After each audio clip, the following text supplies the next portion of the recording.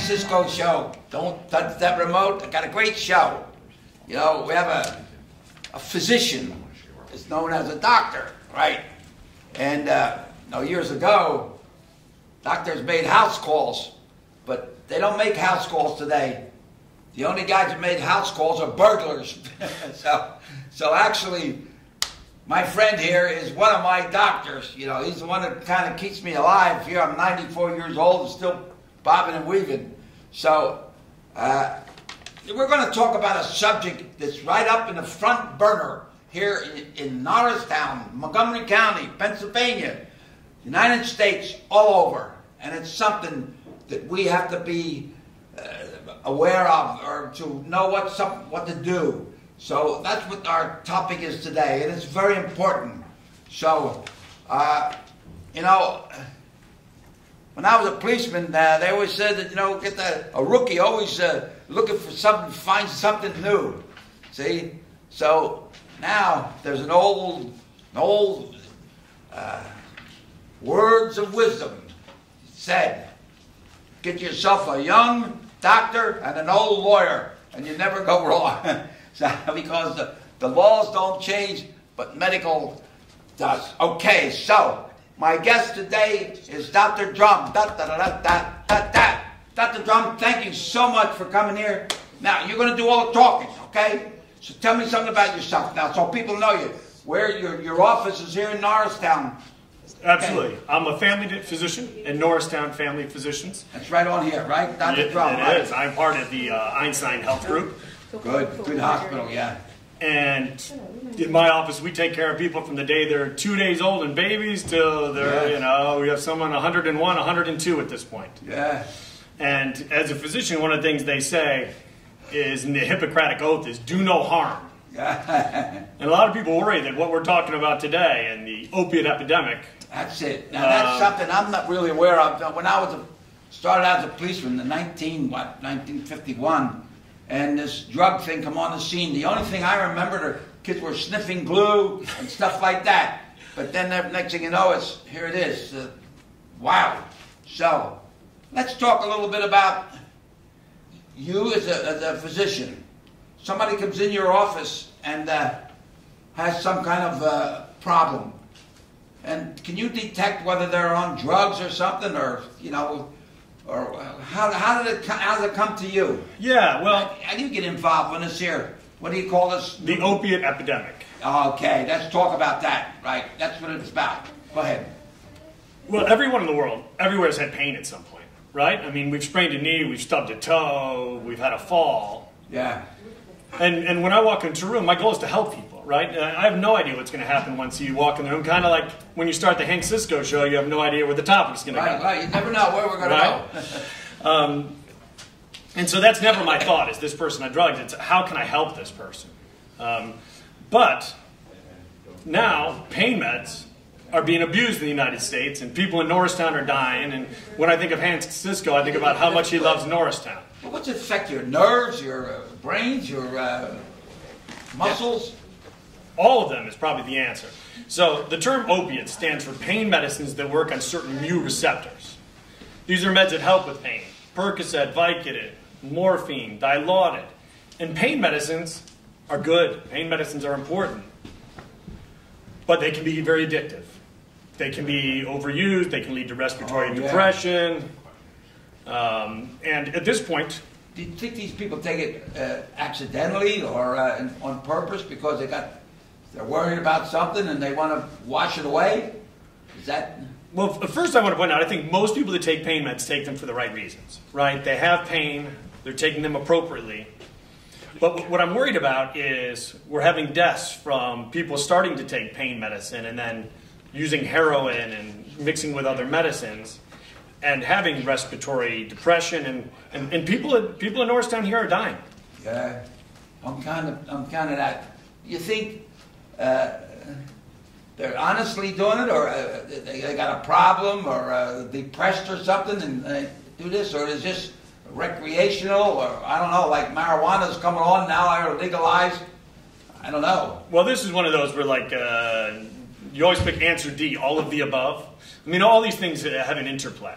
I mean, I think the question comes to, how did we get here? We now have 2.1 million Americans addicted to opiate pain medicines that are abusing them. You know, taking a pain medicine you can be dependent on, right? So the tricky part is if you have acute pain, if you hurt your knee, taking pain medicine for a week is fine.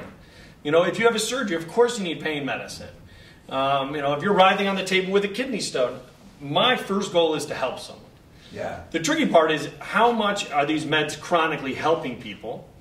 And then we're here at a high school, and they're high school kids, and if there are pain meds and kids start taking them at a young age, you develop a dependence, you need more. Dependent on it, yeah.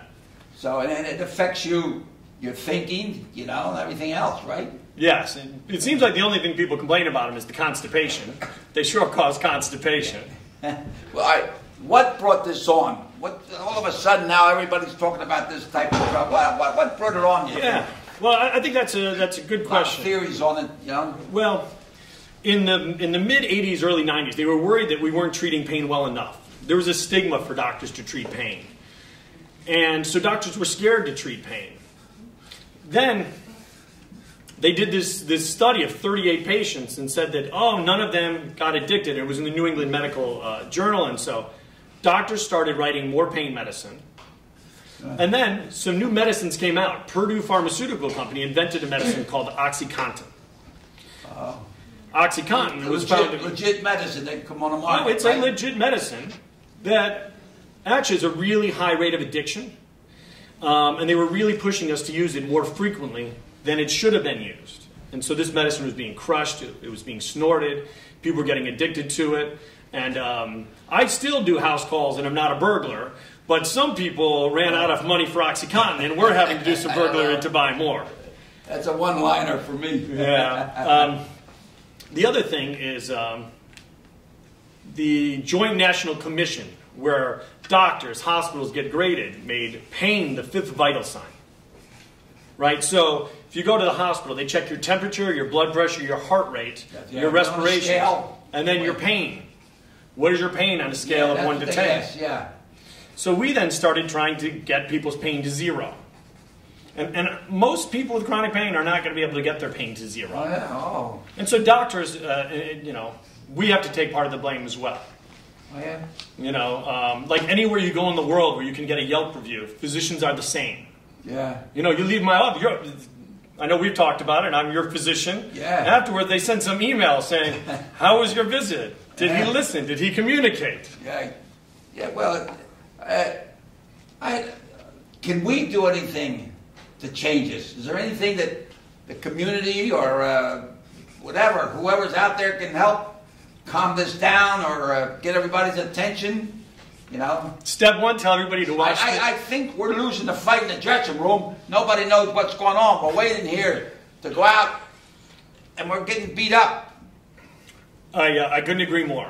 I mean, I think step 1 is tell everybody to watch the Hank Cisco show for the episode on opiates. Well, if we can let everybody will listen, you know, stop looking at them things and listen to what's going on here. Okay. Step 2 is we need to educate young people. We need to educate everyone about the chronic pain, about treating chronic pain, about the positives and negatives from taking medicines like that. Right. We also, if you have pain medicines, if you're a parent, if you have leftovers, throw them out. Right? Don't leave pain pills around. If you're a physician, write shorter amounts of pain pills. Write shorter doses. We need to do a better job of helping prepare people with their expectations for, we can't make you pain-free.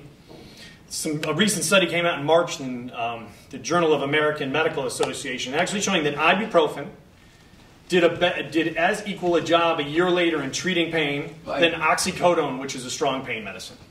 An informed nation is a healthy nation. You have to be informed. So, what are some of the signs that a person is using this? Is there any signs when you come walking into the office? Well, that's a question from the audience up there. The lady with that green dress. She's up there, beautiful lady. the first thing is, it's amazing how, you know, I'm not that old, but in the 12 years since I've graduated from medical school, the questions I ask in doing anticipatory guidance have changed, right? Oh, when I first you graduated... ask somebody when they come in the office if they act a little different? No. You find out when someone's coming in for, right? You get some of their history. And then I ask them, say I have a high school student here and they're here for a physical. There's a time where I go, do you smoke cigarettes? Do you have friends that smoke? But now I go into, have you ever used pain pills? Do you have friends using pain pills? Oh, okay. And then I go into... You're getting around there. In other words, you're trimming the tree. Yeah, it's my job to ask people. I need to reach out. I never go in worried that someone's addicted, but I need to give people the opportunity to talk to me about what's going on. Also, social media, right? In other words, you throw a lot of jabs before you throw the right hand. I do. Jab. I do. I also tell people, because there's social media, don't throw any jabs, because someone will video it, and you will be on YouTube, and that is not the way to get famous, right? So the world is changing, right? You know, you have to talk about young people about Twitter and pain pills and tweeting about taking pain pills. Yeah. And then there are ways to treat it. You know, the Attorney General physician in Pennsylvania recently came out and said that Narcan, which is this medicine that reverses opiate overdose, now basically you won't need a prescription for it. It will be a standing order soon that Pennsylvania... People get arrested for using that? Oh, no, not for using Narcan. Huh? Not for using a blocker. So if you take too much opiates, we have a medicine that's a blocker that you can take a shot of that then reverses it. If you are not breathing because you've taken too much pain medicine, there is a shot you can take. EMS carries it. You would have carried it as a police officer back if you were working still right now. There's thoughts now that we should look at Narcan the same way that we look at like an AED. If someone goes down and has cardiac arrest, that we should have an AED in the school. I mean, the school should probably have Narcan or naloxone, which is a medicine that can be given quickly to reverse respiratory depression and possible death from taking too much of these meds. It's almost like diabetes. If somebody gets into like diabetic shock or something. I remember when I was a policeman, the guy was there, when we found out later that there was something about diabetes, and they give him some orange juice or so, comes through it. So a policeman today is the first guy on the scene, whether it's crime or whatever it is, but he should have some knowledge of what he's looking at, you know. Yeah. I've actually spoken to policemen and EMS service people, and the first thing they do when they go see someone down is usually give them a shot of naloxone. And oftentimes, they have it there. They pop right back up. Kind of like Pulp Fiction, the movie, except for you don't jab it in the heart. Yeah. You can actually just inject it. Nothing like Pulp Fiction, but like what happened in Pulp Fiction. Oh, okay. All right, we got another. Everybody got all these questions coming up from the balcony. Why would someone want to use this opium? What are the effects of the user? What's the effects? Well, before I answer it, I want to phrase that opiates are helpful for a lot of patients, right? Opiates are not bad in essence. We need to be careful with how much opiates we give. Oh, okay. We need to be careful with other medications we use with opiates. But this is strictly for pain. Is that what it is? Yes. When you give someone this medicine, it's for what? For pain? Yeah. Arthritis. Back pain. I mean, the number one reason that people in the United States are on disability is back pain. Yeah. And I spoke with someone recently who had issues with opiates and said, Doc, you don't understand. You don't understand what I go through. I have chronic pain. I'm a laborer. I need more of these medicines. I know I'm dependent on them. And he's right. You know, but I still go back to that. I have to do no harm. Right? So what is the right amount of medicine to give? Yeah. What is too much medicine to give? What other medicines is he taking that won't mix with it, cause a problem, right? Of course. The CDC actually came out. You have to ask them what kind of medicine you're taking before you take something else, Well, oftentimes they're medicines I'm giving. Right. So it's us as physicians that need to be careful with what medicines we're giving. And pain medicines are very helpful for a lot of people. But we've written too many. There are too many out there in the world.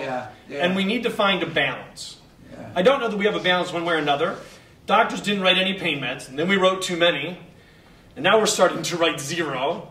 Oh. And now there are going to be people in pain that don't get their pain as well controlled because of abuse, dependence, and some people that are just, have pain that we cannot control. Right. All right, here's another one from the guy here with the brown jacket up there. What should I do if I know someone is using this? What should we do? Like, we got a good friend, and suddenly, what is there anything we can do? Alert someone, or try to talk to them? Or is there anything that we can be helpful, like I say, helpful out in the field? Yeah, I mean, I think it's like any issues someone had that you cared about, right? If somebody had issues with alcohol, that's the word. Or if somebody wasn't taking care of themselves with their diabetes or exercise, and the first thing you do is you ask them, and I never want to be accusatory. Hey, do you think you're taking too much medicine? I mean, if you're using heroin, that is illegal, right? So that's very straightforward. Right. But they mix that causes it. That's what you were meant before, right? Well, I didn't, but heroin now is being found to have synthetic fentanyl in it, and we're having all sorts of overdoses. And so if there's anything, please do not use heroin. We do not know what's in there. As much as the medicines that doctors have prescribed are in no way perfect, we at least know what's in those medicines as opposed to what you're buying on the street. And, we have too many people in prisons for addiction issues. If I were to do anything in that case, I would talk to the person, talk to the physician, talk to their family. I think what we need to do is invest more money in addiction treatment, right? When someone comes in and research and all too, right? Yeah, there are some treatments for it, and we need to make sure that if someone needs rehab, they're covered. If you have a stroke, your insurance will pay for rehab. If you're addicted to pain medicines, if you're addicted to heroin, I don't know that they will. Insurance don't pay for that. Well, each insurance is different. I mean, in the United States... they camouflage it, right? Well, I don't want to get too political in what's going on with our insurance world. But each one's different. So we need to invest in taking care of these people, helping them, educating them. Who do you think are the most common victims of this type of epidemic? Would you say young people, old people, white, black, yellow, nationality? Certain countries use this as recreation, or I think is there any particulars, or just whoever comes down the line? Well, I'm going to answer the same way. In my office, it's an old school Italian practice. And people always go, hey, Doc, where are you from? Are you Italian? Yeah. And my answer is, well, I'm American. Yeah, that's right. And so I'm half Italian and all American. I like How about that? You like that, Rock? Okay. So my answer is Americans overall. But if you have chronic pain, obviously you're at increased risk. Right. If you have depression, anxiety, you're at slightly increased risk. That doesn't mean we shouldn't treat those people with pain medicine. We just need to use lower doses. We need to continue to ask questions. We need to monitor urines to make sure that other medicines aren't being mixed that could lead to overdose, respiratory depression. Well, there's different types of medication, like for the maloik, they get the oil and the water, and if it gets the oil, moves around and it comes out of two eyes, you get the maloik, you get the pains in the neck. You sure do. You tell a story about the Italian man come into your office one day when you were just out of the medical school or something. Of course. So, when I first started as a physician, which now I feel like I'm now the older guy there. We have two younger physicians, right? So it's nice to be the older physician. But I had someone come in once, and at this point, you're young, you're ready to save the world. Yeah. Now I'm relatively young and still wanting to save the world one person at a time. But someone came in and said, "Hey, Doc, I somebody put the molecular on me." Oh, and I was like, that means the evil eye. But I did not know this. The evil eye like this, right? I was like, well, how long have you had the molecular? Are you doing okay with the molecular? Have you taken anything for the molecular? And I had absolutely no idea what it was. Basic questions. Oh, I ordered some blood work. Said, I want to see you in a few weeks to see how your molecular's doing. As soon as they left, I asked my partners. And they're like, oh, that's the evil eye. And I think you use holy water to fix it. Oh. Speaking of holy water for pain, the power of placebo is good. The power of exercise is good. I mean, I think that one of the things we need to do is focus on other ways to treat pain. Yeah. You know? And you do not treat the molecular with Percocet. The best way to treat maloika is go to church, go down to Holy Savior Church and say a couple prayers, you'll be all right. But let me say, my experiences when I first became a police officer in Northtown, and we had no training whatsoever as far as dope or drugs or anything. And this suddenly came on the scene. And we found that the kids were buying us here plain glue, and they were sniffing glue, and they're getting a high. Then some of them were getting a regular comb and breaking the little tooth and sticking it in the cigarette and smoke it, and they would get a high on that. So there was a nun in the holy at Bishop Kenrick. She said that this student was coming in the morning, was acting all goofy, you know. Well, she didn't know, you know.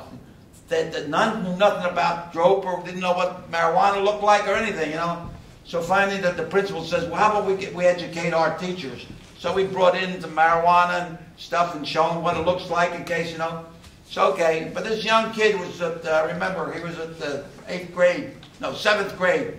And he worked at Gennardi's. And while he was working, a little bag of oregano fell.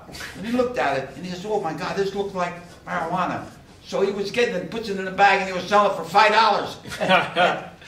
Well, now if he was working at Gennardi's, I worried that they'd be, he was selling for $5. Now kids at Gennardi's, what are they using? The Tide What was Pods? the most common, as you said, we had, that you figured young people are right now doing this, and it's going to affect them the rest of their life, right? Where do people get this? Oh, well, pain meds. Yeah, now, where do they get this to be able to do it? Sure, well, opiates are certain type of pain medicine that doctors use. So oftentimes, the first prescription is from a doctor, and you get it at the pharmacy, and we've got 1 million around here. And then some, I mean, obviously heroin, which actually comes from a German term for Heroisch, which it comes from like a hero, because they thought it was so powerful.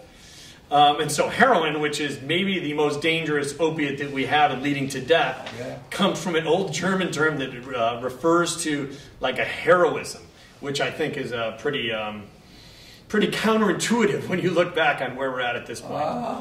But you're right, with substance abuse, you know, you never know what people are going to... You know.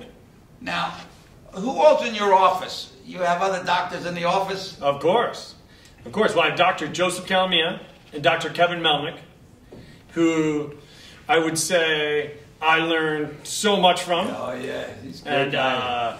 I want to say a rest in peace to Dr. Joseph Domino, who welcomed me in. Passed away. And could not have been a nicer man. Yeah, he's great. So I got a story about Dr. Go Domino. ahead, tell me. And my partners, Dr. Jay Huang and Eric Ye, who I do not want to leave out.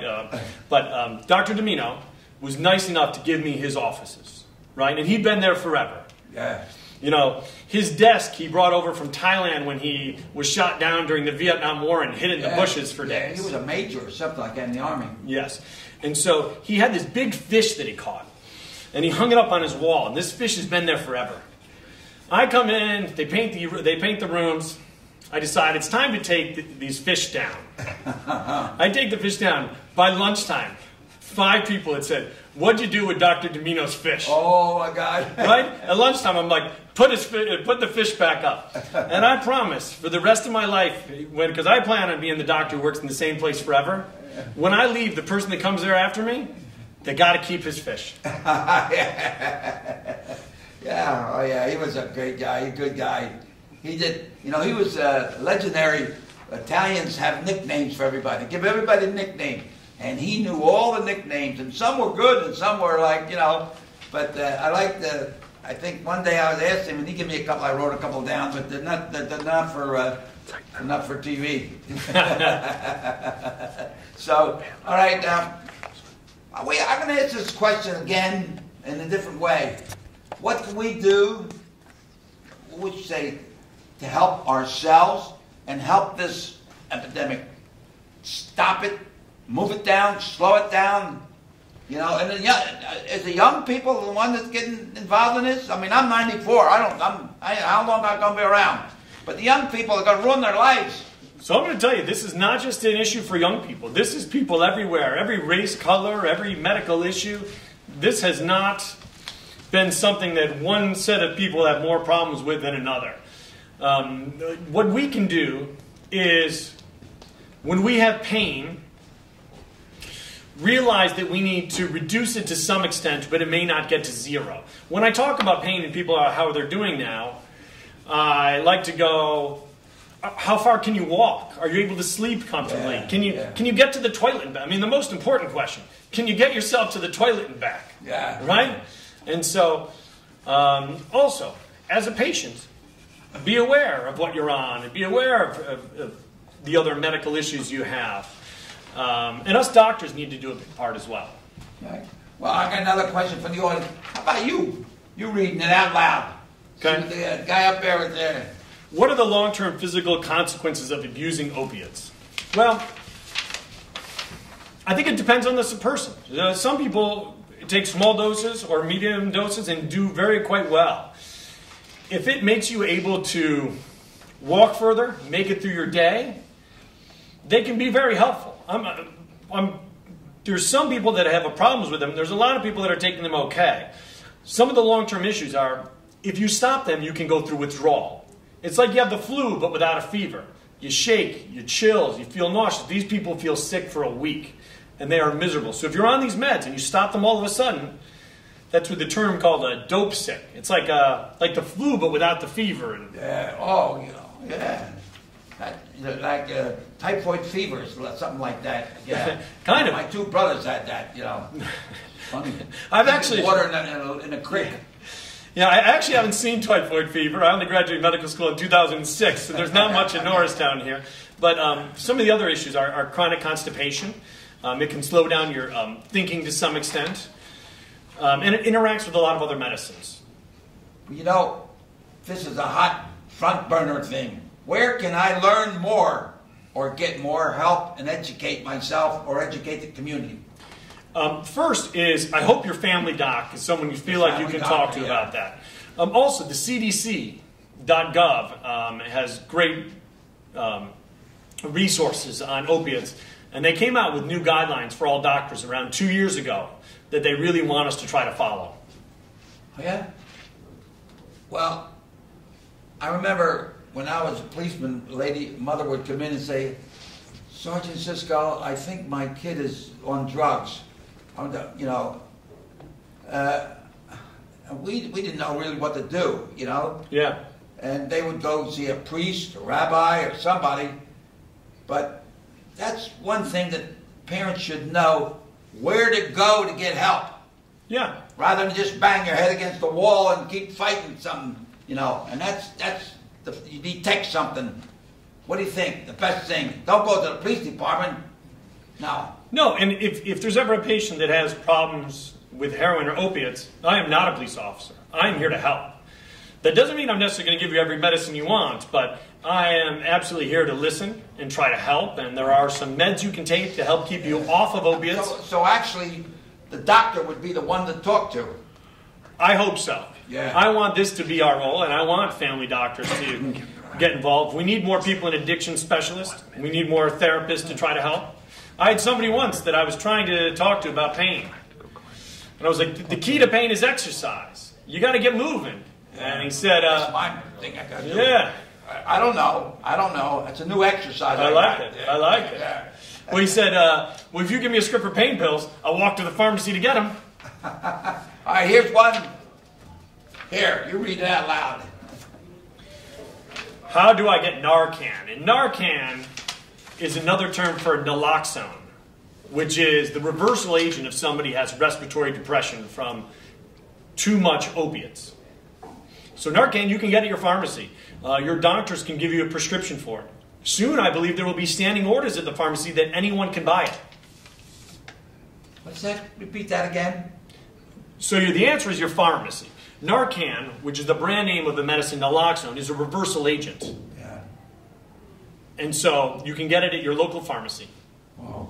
Okay, only got about 35, 40 seconds. What are the names of the others? Oh, well, so I think there's a big difference, but I want to make sure that I get clear here. There are legal opiate pain medicines that are helpful to the world, and they could be oxycodone, hydrocodone, Dilaudid, Tylenol with codeine, Percocet, Vicodin, Opana, morphine. The illegal ones are heroin. Any medicine taken not for the right thing is being used inappropriately, right? If you take a medicine because you get euphoria from it, it is not being taken for the right way, right? Yeah. If you take it and it decreases your knee pain, good. If you take it because it makes you feel good and tingly all over, temporary, then that's not the right answer. No. Okay. All right, 30 seconds. Tell, what do you think people can do now to help themselves in this particular front burner? I think that the most important thing that as a society, between family and friends, is that we educate each other. I think that educating the youth, health class here should talk about opiates. Yeah, in other words, your family physician should talk about opiates. That should be a conversation to help, like a family getting together, some friends, talk about how they. That's a good idea. Yeah, my older partners, and I know older people, they talk about their prostates. I think we need to talk about pain medicines. Okay, our half hour is over, and I'm going to give you a little boxing glove so you can knock them out. Okay, so, ala salud, and here's to your health. Dr. Drumm, Norristown Family Physicians, ala salud, to you. Cheers. Thank you, ladies and gentlemen, for allowing us to come into your home, and I hope this program helped a little bit, because it's a very important thing.